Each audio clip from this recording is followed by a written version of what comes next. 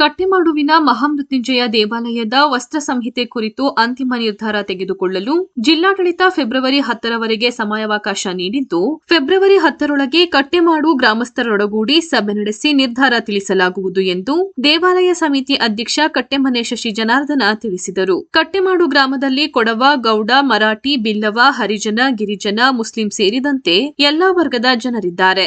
70% ಜನ ಇತರೆ ವರ್ಗದ ಜನರಿರುವ ಹಿನ್ನೆಲೆ ಎಲ್ಲರೂ ಸಮಾನರು ಎಂಬ ದೃಷ್ಟಿಯಿಂದ ದೇವಾಲಯಕ್ಕೆ ಸಾಂಪ್ರದಾಯಿಕ ಉಡುಗೆಯಲ್ಲಿ ಬರಬಾರದು ಎಂದು ನಿರ್ಧರಿಸಲಾಗಿದೆ. ಅದರಂತೆ ಪುರುಷರು ಪಂಚೆ ಮತ್ತು ಶರ್ಟ್ ತೊಟ್ಟು ಬರಬೇಕು, ಮಹಿಳೆಯರು ಇಂತಹದ್ದೇ ದಿರಿಸು ಹಾಕಬೇಕು ಎಂಬ ನಿಯಮ ಜಾರಿಗೆ ತಂದಿಲ್ಲ ಎಂದು ಸ್ಪಷ್ಟಪಡಿಸಿದ ಅವರು, ಈ ಎಲ್ಲಾ ವಿಚಾರ ಕುರಿತು ನಿರ್ಧರಿಸಲು ಗ್ರಾಮಸ್ಥರೊಂದಿಗೆ ಸಭೆ ನಡೆಸಿ ಸಭೆಯಲ್ಲಿ ಸಂಗ್ರಹಿಸಲಾಗುವ ಅಭಿಪ್ರಾಯದ ವರದಿಯನ್ನು ಜಿಲ್ಲಾಧಿಕಾರಿಗಳಿಗೆ ಫೆಬ್ರವರಿ 10ರಂದು ನೀಡಲಾಗುವುದೆಂದು ಶುಕ್ರವಾರ ಸುದ್ದಿಗೋಷ್ಠಿಯಲ್ಲಿ ಮಾಹಿತಿ ನೀಡಿದರು. ದೇವಾಲಯ ಸಮಿತಿ ನಿರ್ದೇಶಕರಾದ ಎಂಟಿ ದೇವಪ್ಪ ಮಾತನಾಡಿ, ಕಟ್ಟೆಮಾಡು ಗ್ರಾಮದಲ್ಲಿ ಕೂಲಿ ಕಾರ್ಮಿಕರ ಸಂಖ್ಯೆ ಹೆಚ್ಚಿದೆ. ಸಾಂಪ್ರದಾಯಿಕ ಉಡುಪು ಧರಿಸಿ ಬಂದವರು ಮುಂಭಾಗದಲ್ಲಿ ನಿಂತರೆ ಇತರರಿಗೆ ದೇವರನ್ನು ಕಾಣಲು ಸಾಧ್ಯವಿಲ್ಲ. ಈ ಹಿನ್ನೆಲೆಯಲ್ಲಿ ಎಲ್ಲರೂ ಸಮಾನರು ಎಂಬ ದೃಷ್ಟಿಯಿಂದ ಸಾಂಪ್ರದಾಯಿಕ ಉಡುಗೆಗೆ ಅವಕಾಶ ಇಲ್ಲ ಎಂದು ತಿಳಿಸಲಾಗಿದೆ ಎಂದು ಹೇಳಿದರು. ಸುದ್ದಿಗೋಷ್ಠಿಯಲ್ಲಿ ಉಪಕಾರ್ಯದರ್ಶಿ ಡಿಕೆ ಮಹೇಶ್, ನಿರ್ದೇಶಕರುಗಳಾದ ಪಿಎನ್ ದೇವಿಪ್ರಸಾದ್, ಎಚ್ಎಸ್ ಪುರುಷೋತ್ತಮ್, ಸಮಿತಿ ಸದಸ್ಯ ವೇಣುಗೋಪಾಲ್ ಉಪಸ್ಥಿತರಿದ್ದರು. ಬೆಂಗಳೂರಿನಿಂದ ಒಂದು ತಂಡ 4 ಬಂದಿರತಕ್ಕಂಥದ್ದು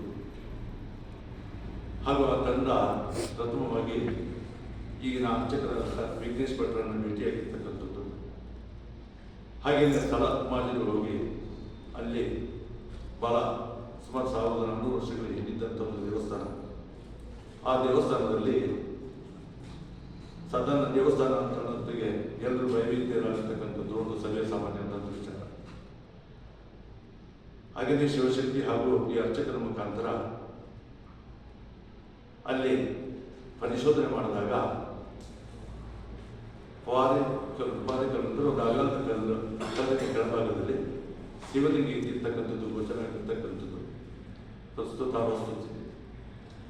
ಸುಮಾರು ಶಿವಲಿಂಗ 7 ಅಡಿ ಉದ್ದದ ಶಿವಲಿಂಗ, ಮೇಲ್ಭಾಗದಲ್ಲಿ ಗುಂಡಾಕೃತಿ, ಕೆಳಭಾಗದಲ್ಲಿ ಚತುರ್ಪಟ್ಟಿ, ಅದರ ಕೆಳಭಾಗದಲ್ಲಿ ಅಷ್ಟಪಟ್ಟಿಯ ಶಿವಲಿಂಗ ತೋರಿಸಿರ್ತದೆ. ಹಾಗೆಯೇ ಮುಂದೆ ನಾವು ಶಿವಲಿಂಗ ತೋರಿದ ಮೇಲೆ ನಮಗೆ ಈ ದೇವಾಲಯದ ನಿರ್ಮಾಣ ಮಾಡೋದಕ್ಕೋಸ್ಕರ ಅಷ್ಟಮಗಳ ಪ್ರಶ್ನೆ ನೀಡುವಂಥ ಒಂದು ಸಂದರ್ಭವಾಯಿತು.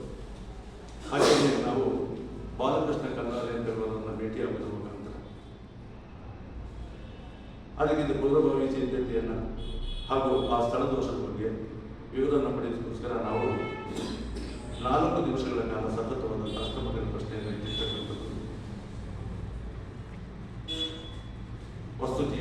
ವಸ್ತುಸ್ಥಿತಿ ವಿಚಾರ. ಹಾಗೆಯೇ ಅಷ್ಟಮಗಳ ಪ್ರಶ್ನೆಯಲ್ಲಿ ಇದು 1400 ವರ್ಷಗಳ ಹಿಂದಿನ ದೇವಸ್ಥಾನ. ಸುಮಾರು ವರ್ಷಗಳ ಕಾಲ ಬಹಳ ಆಡಂಬರದ ಬೆಳೆದಂತಹ ಈ ಒಂದು ಈ ದೇವಸ್ಥಾನ ಯಾವುದೋ ರೀತಿಯಲ್ಲಿ ಒಂದು ಗಂಡಾಂತರಕ್ಕೆ ತುತ್ತಾಗೋದ್ರ ಮುಖಾಂತರ ಆ ಸಮಯವನ್ನು ಬೇರೆಯವರು ಒಪ್ಪಿಸಿಕೊಡೋದ್ರ ಮುಖಾಂತರ ಅದು ತನ್ನ ತರುವನ್ನು ತನ್ನ ನೆಲೆಯನ್ನು ಕಳೆದುಕೊಳ್ಳುವಂತಹ ಸ್ಥಿತಿ ಇದೆ. ಹಾಗೆಯೇ ನಾವು ಅಷ್ಟಮಗಳ ಪ್ರಶ್ನೆಯಲ್ಲಿ ಬಂದಂಥ ವಿಚಾರಣೆಯ ಬಗ್ಗೆ ದೇವಸ್ಥಾನದ ರೂಪರೇಷ, ಆ ದೇವಸ್ಥಾನದಲ್ಲಿ ಯಾವ ಗುಡಿಗಳಿದ್ದು, ಅಂದರೆ ಈಗ ಮೃತ್ಯುಂಜಯ ದೇವಸ್ಥಾನದಲ್ಲಿ ಶಿವನ ಗುಡಿ, ಮಹಾಗಣಪತಿ ಗುಡಿ, ಮಹಾವಿಷ್ಣು ಗುಡಿ ಹಾಗೂ ಅಷ್ಟಕುಲ ನಾಗದೇವತೆಯ ಗುಡಿಗಳಿದೆ.